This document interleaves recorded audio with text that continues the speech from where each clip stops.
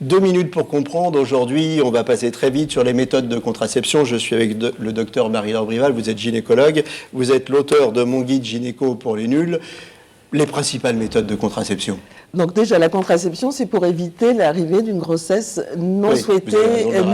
Oui, c'est très important. Oui. Et qui dit que si on a des rapports sexuels, il faut une contraception si on ne souhaite pas. Cette contraception, elle peut partir effectivement, on peut dire ça en matière de plaisanterie, depuis l'abstinence. Si on n'a pas de rapport sexuel, on n'a pas ce risque-là. Et puis, d'utiliser des méthodes de contraception. Donc vous avez plusieurs méthodes de contraception, des méthodes barrières, c'est-à-dire par exemple le préservatif, le diaphragme, c'est-à-dire des méthodes qu'on va utiliser lors du rapport sexuel. On s'arrête 30 secondes parce que c'est en même temps une méthode de protection. Tout à fait. Donc contraception, mais aussi protection.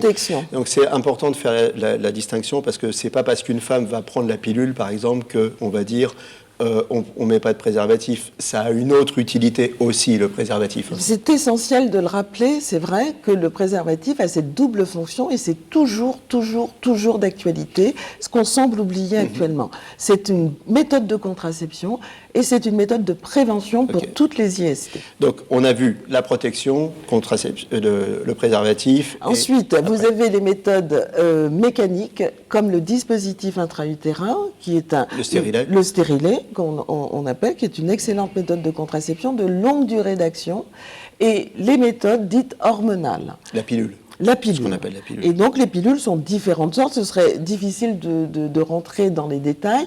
Et donc les modes d'action de ces contraceptions, c'est important de les rappeler. La pilule va bloquer l'ovulation et le dispositif intra-utérin va bloquer la rencontre entre un ovule et un spermatozoïde. Voilà, pour en savoir plus, il y a un bouquin pour les nuls. Merci beaucoup.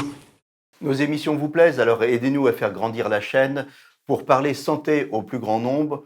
Partagez, likez, abonnez-vous.